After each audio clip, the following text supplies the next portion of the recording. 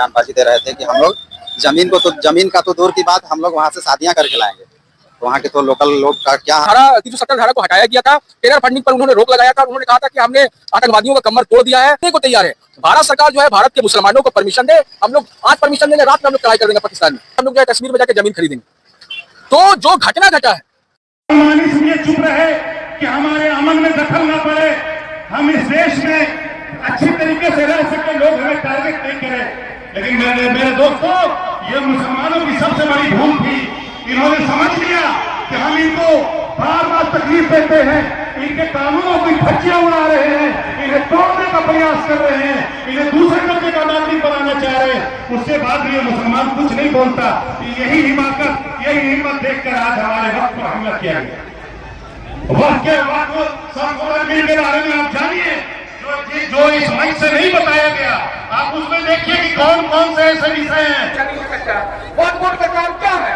अस्पताल बनाना तो है नहीं, स्कूल बनाना तो है नहीं। उसका काम जो धार्मिक स्थल है, जो वक्फ की प्रॉपर्टी से उसका देख रेख करना है, उसका मैनेजिंग कमेटी बहाल करना। अगर मैनेजिंग कमेटी अगर गलत करता है तो उस पर कार्रवाई करना है। ये लोग का शपथ पत्र दाखिल कर दिए सुप्रीम कोर्ट में और कह रहे हैं कि जो हमने अधिनियम बनाया है वो सही है, हम उसको खारिज नहीं करेंगे। और जो याचिका सुप्रीम कोर्ट में उसको खारिज किया जाए। अभी देख लीजिए क्या स्थिति उत्पन्न किया जा रहा है।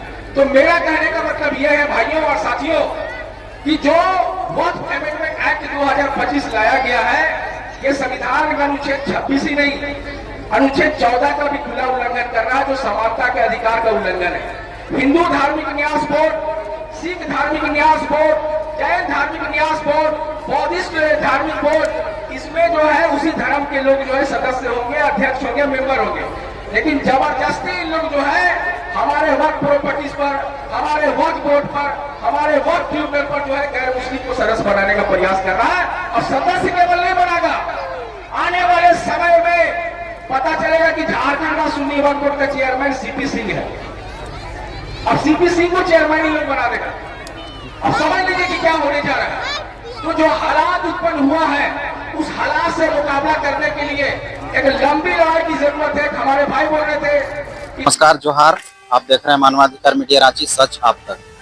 तो आज हम आए थे, आपको पता ही होगा, हमने एक वीडियो जारी किया था और उसमें हमने बात किए थे कि जानो प्रखंड के मदरसा चौक में जो मैदान है, वहाँ पर एक धरना प्रदर्शन का बहुत बड़ा आयोजन होने वाला है। वो आयोजन जो है सो समापन हो चुका है। अब यहाँ पर एसएलई जी से बात करेंगे, जो सभी पर मतलब संविधान का पुस्तक हाथों पर लेके चलते हैं और संविधान के दायरे में ही रहकर सभी बातों को आवाज उठाते हैं।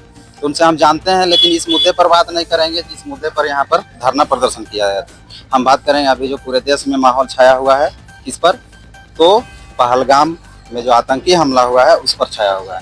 सर नमस्कार। जी नमस्कार, शुक्रिया जी, जानना चाहते हैं इसमें जो है, आपको पता ही होगा कि मुस्लिम समुदाय के 2 लोग मारे गए हैं पहलगाम में। उस पर कोई भी मीडिया दिखा नहीं रहा है, सिर्फ एक समुदाय को टारगेट किया जा रहा है। जबकि बाहर से, पाकिस्तान से आए घुसपैठ बोल सकते हैं, आतंकवादी बोल सकते हैं, वो आए, ताबड़तोड़ गोली चलाए, उसके बाद आराम से चले भी गए। क्या ये राजनीतिक एजेंडा हो सकता है या फिर और क्या है? कुछ अपना प्रतिक्रिया दीजिए। कश्मीर के पहलगाम में जो आतंकी घटना हुई है, और आतंकी घटना में 27 लोगों की जान गई है। 27 जो लोग थे वो मासूम लोग थे, वो पर्यटक थे और कश्मीर घूमने के लिए गए थे। कश्मीर में पर्यटक को बढ़ावा लगातार मिल रहा था और वहाँ के स्थानीय जो आवाम है और स्थानीय आवाम में उनकी आर्थिक स्थिति में काफ़ी सुधार हो रहा था। और कहीं ना कहीं इसको लेकर जो पड़ोसी जो हमारा देश पाकिस्तान है, उसको लेकर इस बात को चिढ़ था, गुस्सा था, और उसी के तहत जो है वहाँ पर जो है आपसी मतभेद पैदा किया गया और सीमा पार करके जो है आतंकवादी आए और उन्होंने आतंक घटना को अंजाम दिया, जो काफ़ी निंदनीय है, काफ़ी दुखद है। मासूम लोगों की जान गई है। हम लोग पीड़ित परिवार के दुख, दर्द और तकलीफ के साथ हैं और हम लोग भारत सरकार से भी ये मांग करते हैं कि जो घटना हुआ है वो शर्मनाक है, कायरतापूर्ण है। आपको देर जो है कार्रवाई कर देना चाहिए था, लेकिन अब तक कोई कार्रवाई नहीं हुआ। माननीय प्रधानमंत्री जो है विदेशी यात्रा जो है वो छोड़कर आए थे। हम लोग को ये लग रहा था कि वो कश्मीर जाएंगे और सीधा डू एंड डाई का वो आदेश करेंगे, लेकिन वो नहीं करने के बजाय वो जो है बिहार चले गए और बिहार में उन्होंने सभा का आयोजन किया, जिसको लोग जो है चुनावी सभा बोल रहे हैं, क्योंकि अभी बिहार में तुरंत चुनाव होना है। तो एक बात और इम्पोर्टेंट है कि जो कश्मीर है वो कोई स्टेट नहीं है, कोई राज्य नहीं है, वो केंद्र शासित प्रदेश है। और केंद्र शासित प्रदेश का मतलब ये होता है कि केंद्र सरकार या भारत सरकार या यूं कहा जाए माननीय प्रधानमंत्री का नरेंद्र मोदी जी का और हमारे गृह मंत्री श्री अमित शाह जी का सीधा वहां पर हस्तक्षेप होता है, वहां केंद्रीय बल होते हैं। और माननीय प्रधानमंत्री और गृह मंत्री ने कहा था लोकसभा में कि देश जो है सुरक्षित हाथों में है और 370 धारा को हटाया गया था। टेरर फंडिंग पर उन्होंने रोक लगाया था और उन्होंने कहा था कि हमने आतंकवादियों का कमर तोड़ दिया है, अब कश्मीर में या मुल्क देश में आतंकी घटना नहीं हो सकता है।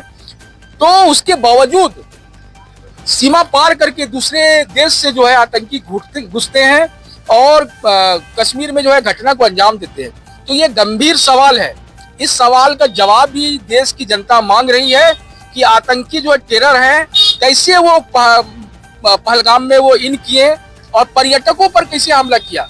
आपको समझना पड़ेगा कि वहाँ काफी संख्या में पर्यटक थे, सुरक्षा के नाम पर एक मामूली सीसीटीवी कैमरा भी वहां पर नहीं लगा हुआ था, जबकि हजारों की संख्या में वहां पर्यटक थे। पड़ोस में ही जो है सुरक्षा बल के भी लोग थे। तो जो घटना को अंजाम दिया गया है, अब उससे बचने के लिए जो जवाबदेह लोग हैं या कहा जाए सरकार जो जवाबदेह है, उससे बचने के लिए इसको हिंदू मुसलमान के रूप में या रंग में देने का लगातार प्रयास हो रहा है। लेकिन स्थानीय जो मुसलमान है उन्होंने आतंकियों से सामना भी किया और हमारे कश्मीरी नौजवान उसकी मौत भी हो गई।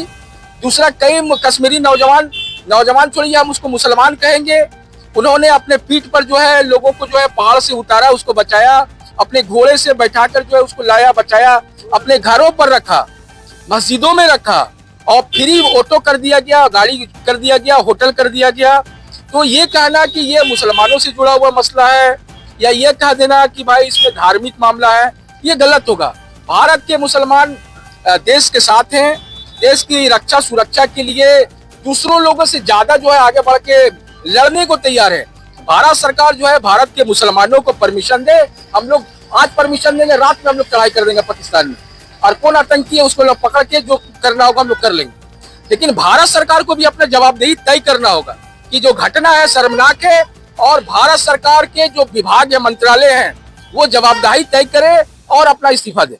एक चीज और सर थोड़ा सा पूछेंगे, जब धारा 370 हटाई गई थी तो अलग अलग जगह से बीजेपी नेताओं और सांसदों का प्रतिक्रियाएं आई थी कि वहां पर हम लोग जमीन खरीदेंगे और घर बनाएंगे, सिर्फ धारा 370 हटा है। देखिए, भारत का जो संवैधानिक प्रोविजन है, जो प्रावधान है, उसका उल्लंघन करते हुए, तानाशाही रवैया अपनाते हुए भारत सरकार ने 370 धारा को हटाया था। और 370 धारा हटने के बाद देश के कोने कोने में जो भाजपा से जुड़े हुए लोग हैं, जो उसके संघी का है, जो संघ से जुड़े हुए जो लोग हैं, उन लोगों ने जो है खुशी मनाया था, रैलियां निकाली थी और ये भी कहा था कि हम लोग जो है कश्मीर में जाकर जमीन खरीदेंगे। तो जो घटना घटा है मौजूदा हालात में, क्या जो लोग वहां पर जमीन खरीद के रहते हैं भारत सरकार उसको सुरक्षा देने के लिए सक्षम होता? तो सीधी सी बात है कि भारत सरकार जो है भावनाओं से खेल रही है और मनमानी तरीका से बहुमत का दुरुपयोग करके जो एक्ट बना हुआ, जो कानून बना हुआ, जो संवैधानिक प्रोविजन है, उसको समाप्त करना चाहती है। और समाप्त करने के साथ साथ जो है उसको सुरक्षित भी करना नहीं चाहती है। तो सरकार सुरक्षा का मामला में फेल हो चुकी है, विकास के मामला में फेल हो चुकी है और कश्मीर को बचाने में भी फेल हो चुकी है। हम भारत सरकार और भारत सरकार के गृह मंत्रालय से इस्तीफा का मांग करते हैं। चलिए, हमारे साथ कीमती टाइम देने के लिए शुक्रिया। तो यही हम आपको दिखा रहे थे असली जी से, और यहाँ पे कुछ जाने माने कुछ चेहरा आप लोगों ने देखे होंगे। और देख सकते हैं केंद्रीय सचिव जो है नौशाद साहब जी हैं, केंद्रीय सचिव आमिया संगठन के जो है वो भी है रहमतुल्लाह साहब जी। तो हम आपको वही प्रतिक्रियाएं दिखा रहे थे जो कि 370 जैसे हटा था। अलग अलग जो है सो बीजेपी के नेता जो हैं वो लोग अपने अपने बयानबाजी दे रहे थे कि हम लोग जमीन का तो दूर की बात, हम लोग वहाँ से शादियां करके लाएंगे। तो वहाँ के तो लोकल लोग का क्या हाल है आप लोगों को पता है। चलिए, आज के लिए इतना ही, शुक्रिया।